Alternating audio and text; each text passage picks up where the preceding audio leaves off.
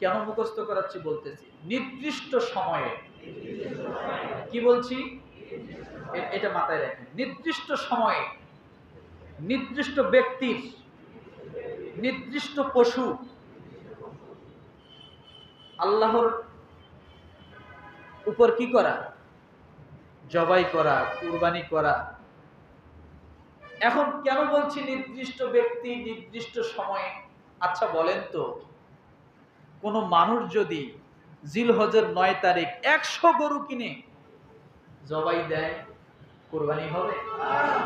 কুরবানি হবে? বলেন। তাহলে কুরবানি হতে হলে কোন দিন লাগবে?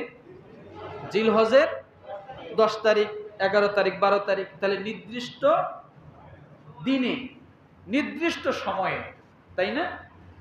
এখন মনে করেন নির্দিষ্ট ব্যক্তি স্থিতিশীল থাকতে হবে। এটা কেমন? আপনি একটা গরু পাইলে ধরে আনি কোরবানি জবাই করলেন, কোরবানি হয়ে গেল বলে এটা না। গরুটা কার পক্ষ থেকে কোরবানি হচ্ছে এটা নির্দিষ্ট করতে হবে। হাওয়াই দিলে হবে না। কথাটা বুঝতে পারছি? এরপরে আপনার গরু যখন আপনি ছুরির তলে নিবেন, ওটাও নির্দিষ্ট করতে হবে যে এটাই আমি কোরবানি দেব, এটাই আমি কি করব? কোরবানি দেব। এই নিয়তটা আপনার পাকাপোক্ত থাকতে হবে। এই জন্য বলা হয়েছে যে নির্দিষ্ট সময়ে, নির্দিষ্ট ব্যক্তি, নির্দিষ্ট পশু আল্লাহর জন্য যেটা কি করা হয়, উৎসর্গ করা হয়, সেটাকে কি বলে? কোরবানি বলে। এখন দেখেন কোরবানি শব্দ কোরআন এবং হাদিসে কয়বার আসছে, কি কি রূপে আসছে। এক, কোরবান নিকটবর্তী হওয়া।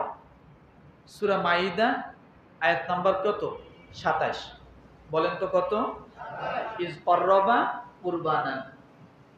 তাহলে কোরবানি শব্দটা কোথায় পেলাম? সূরা মাইদা ২৭ নম্বর আয়াতে, সরাসরি কোরবান শব্দ। এরপরে এই কোরবানি আরেকটা শব্দ ব্যবহার হয়েছে, নাহার। কি বলেন তো? কি? নাহার। নাহর মানেও কোরবানি, অর্থাৎ প্রবাহিত করা, রক্ত প্রবাহিত করা। এটা আসছে কোথায়? সূরা কাউসারে। আলহামদুলিল্লাহ। ইন্না আ'তাইনাকাল কাউসার ফাসাল্লি লিরাব্বিকা ওয়ানহার। আছে?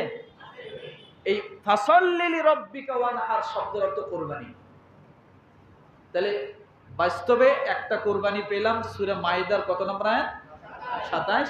আর নাহার শব্দের অর্থ এটাও যে কোরবানি, এটা কোথায় পেলাম? সূরা কাউসার।